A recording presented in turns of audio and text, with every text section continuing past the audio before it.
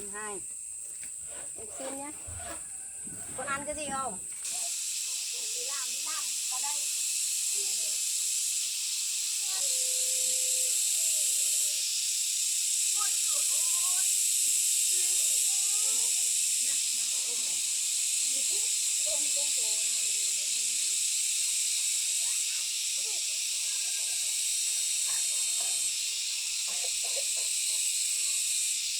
Cách thế này mình đi bắt con cua, con ốc.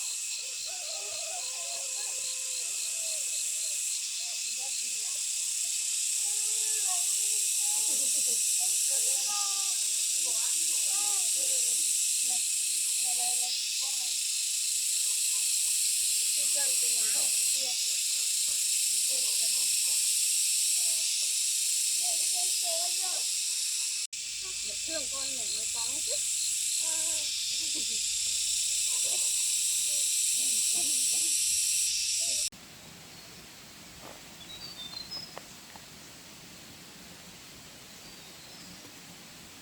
Từng đôi nhé.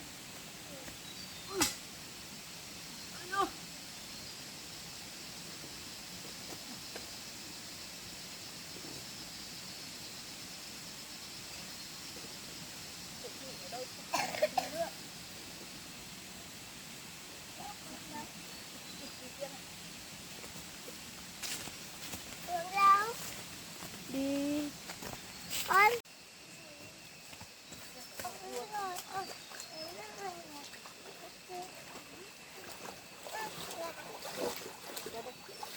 Ở đâu thì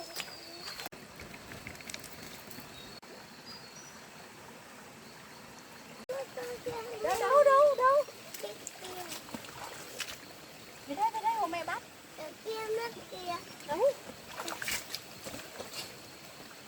to thế thấy ra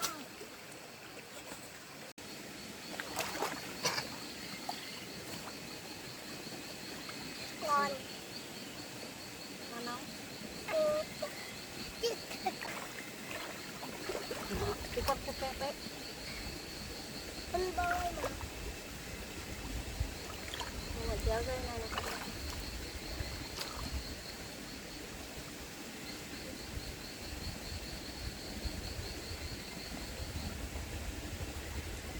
giật cày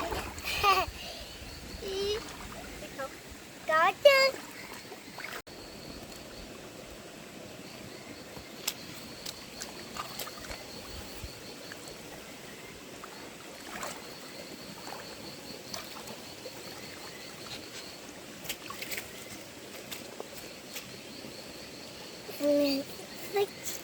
Thế cho mẹ nhé, đi tìm tiếp. Xem nhớ kẹp nhá. Có kia vui kìa. Ai được một con này.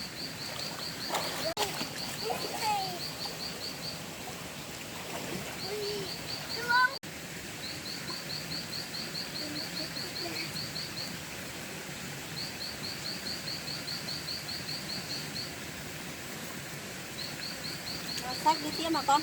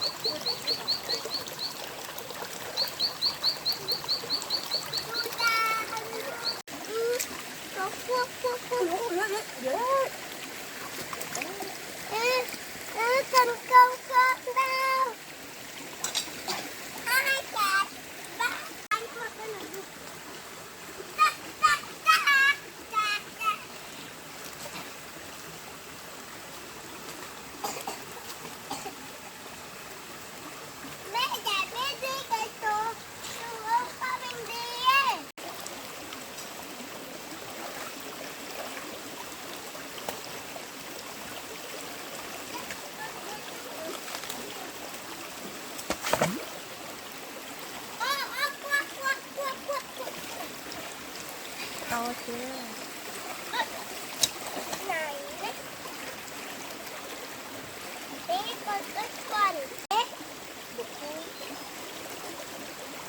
Ui trời ơi. Hôm nay nhà mình ăn cua hả mẹ?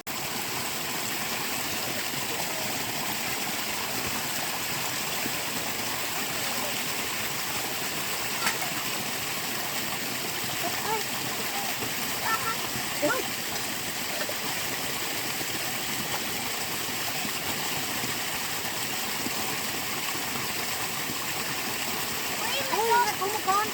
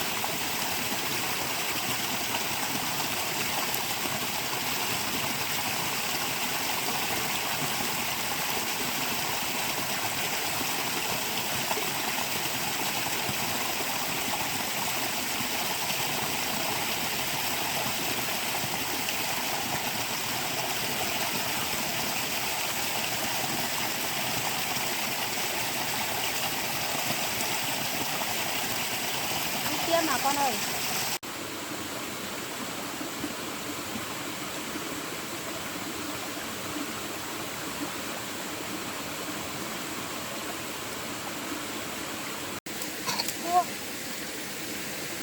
Con ơi. Đây con này bán ra nhanh nhanh nhanh. Con ơi. Cầm cho mày nhanh nhanh nhanh. Ui nhiều thế. Anh còn đâu phải lo.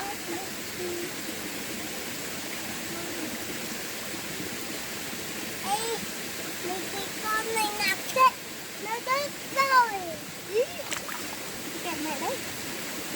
Đứt rồi. Đứt kìa. Bây giờ con cho mẹ. Dầm. Anh ở được qua rồi.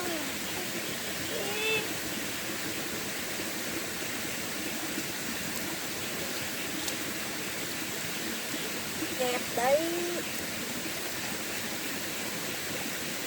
Anh ở được quê.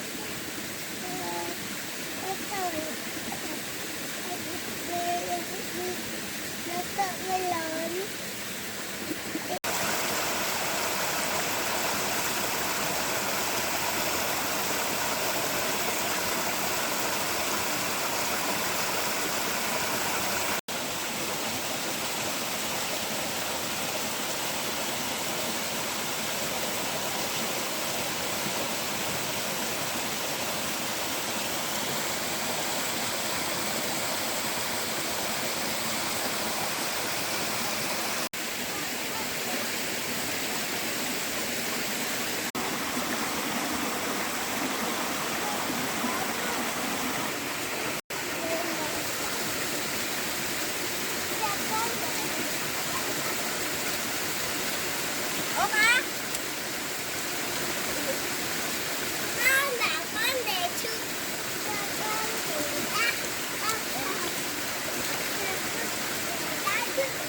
Đủ ăn rồi mình về đi. Ôi đây mà có một con đây này. Đây về một con. Đủ ăn rồi mình về đi cho con ơi. Đi đây. Đi đây. Đi đây thật à? Mẹ ơi về thật à? Đây này đã, buộc xong nó về. Mẹ nói gì?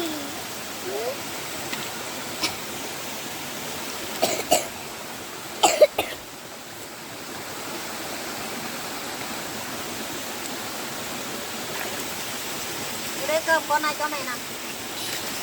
Con ơi. Con. đem con này, con này lên cho mẹ buông nào. Con ơi. Ô.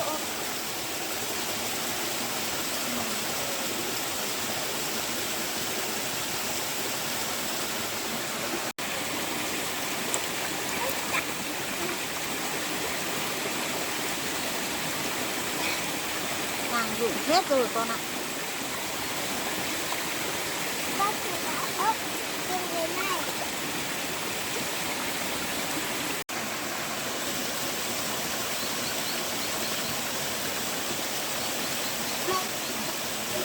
Nào về thôi.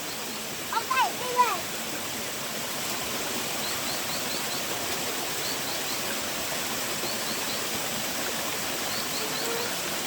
Đây chứ. Con bên này.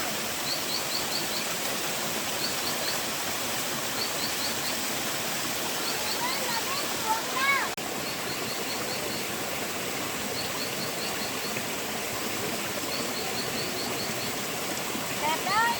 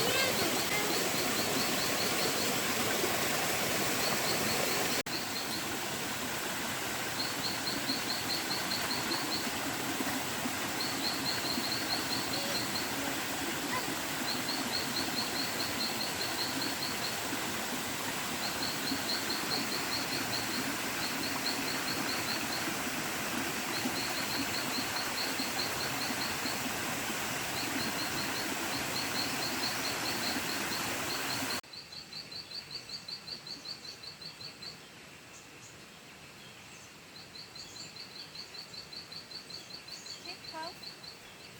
Đi bắt cua thích không? Ôi trời ơi, em mê thích quá mẹ ơi. Đấy cua chi bán đi mẹ. Bán đây. Kẹo cho con nhá.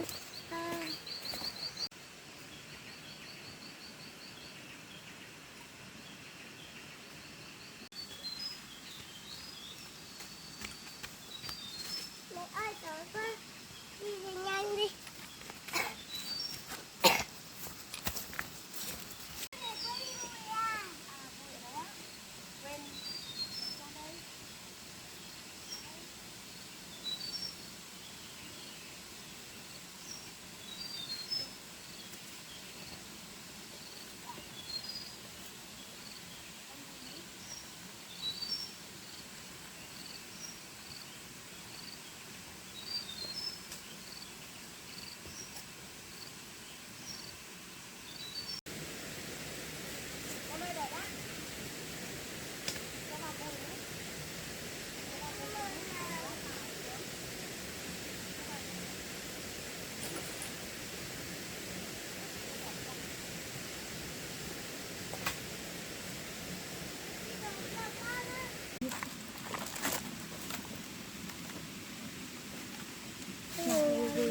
Đi thôi.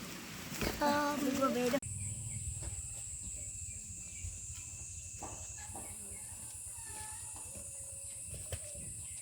Bác ở nhà. Lấy ớt không? Cả bán cho. Hai mẹ con này bán cái gì mà? Cua. Con cua. Cua to thế này. Ôi trời ơi, ra này.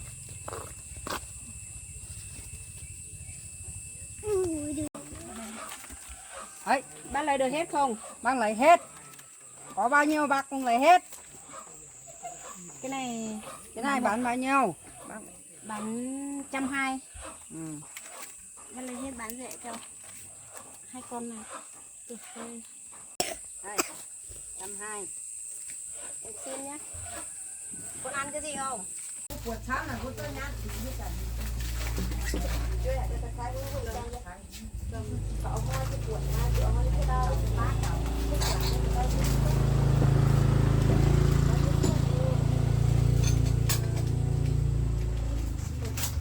Đi, con này xúi cho mẹ với.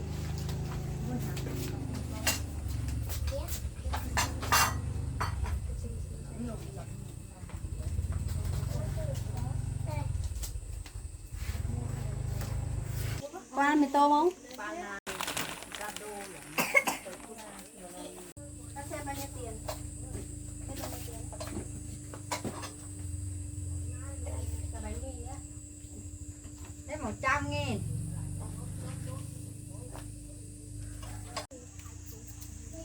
Đi con.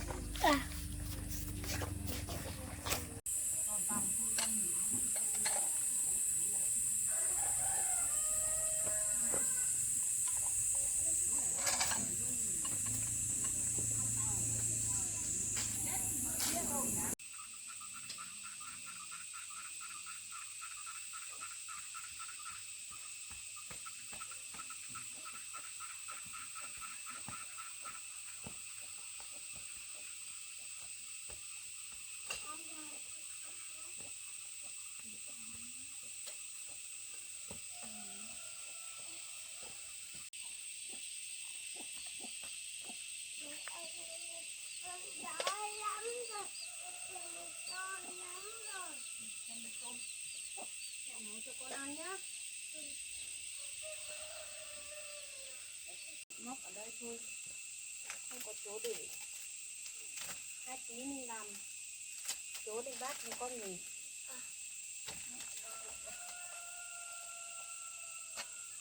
Tí mình làm cái chạn bát mới được.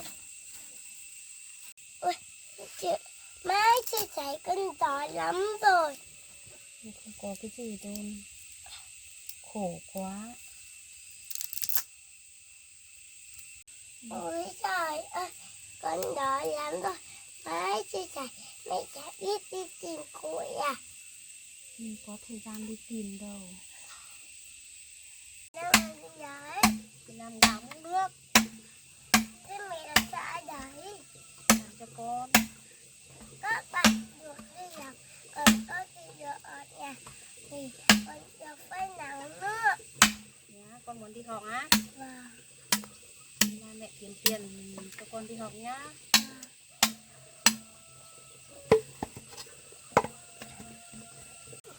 Ôi trời ơi, con muốn đi học như các bạn chơi, đi được với mẹ lắm. Thế á?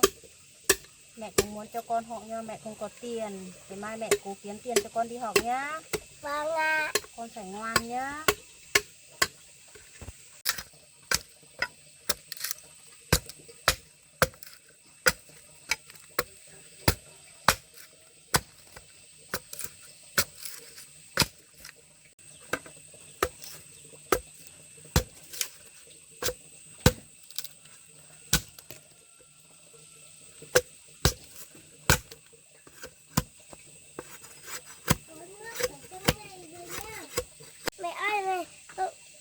Mẹ ơi, mẹ cũng uống nước nha.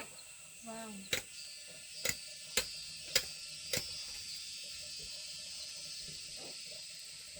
Con lấy nồi rồi nha. Vâng, đi lấy đi. Đâu?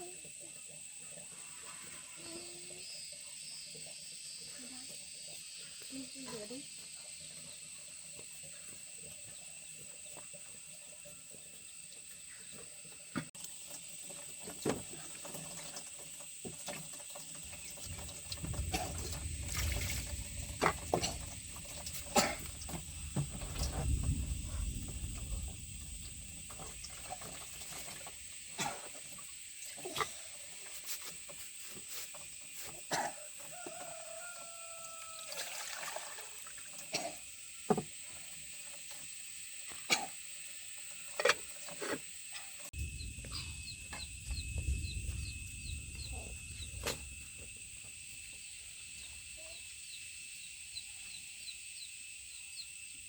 Giỏi thế.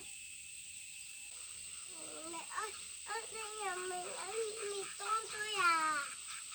Thế con ở nhà xem lửa nhá, mẹ đi lấy dao nhá. Bà. Xem lửa hộ mẹ nhá, mẹ ra vườn lấy dao.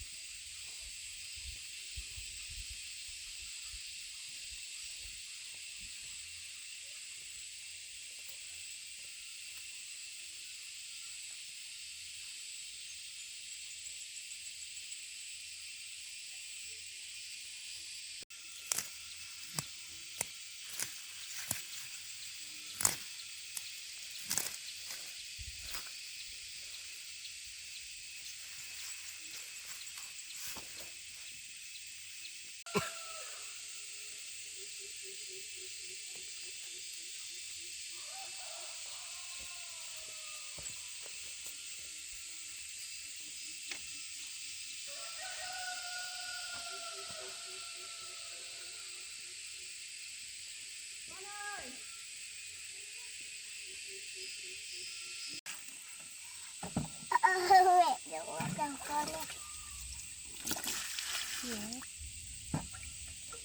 Rửa đi.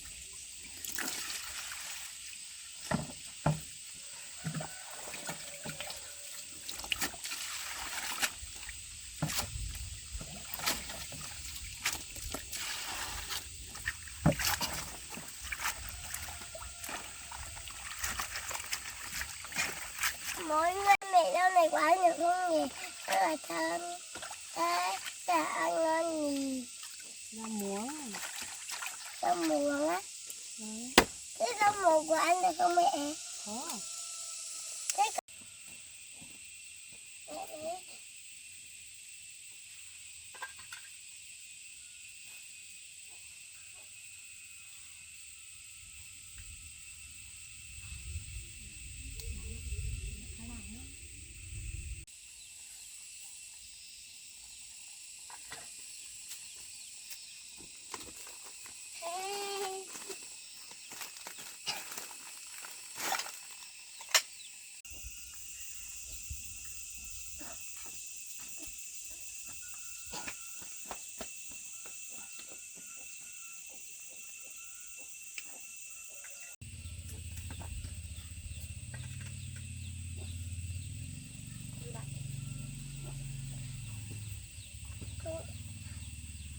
Mẹ lấy nhiều nhiều vào.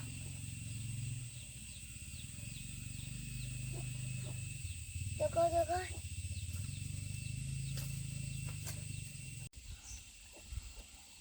Ăn nhiều vào. Con mẹ cứ ăn đi không thì mẹ đói đấy. Vâng. Con ăn nhiều vào mới lớn.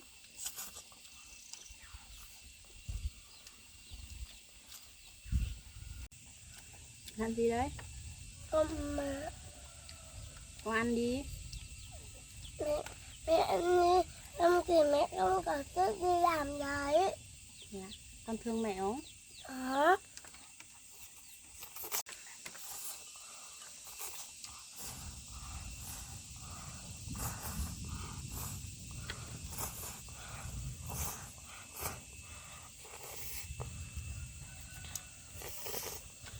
Con đói á.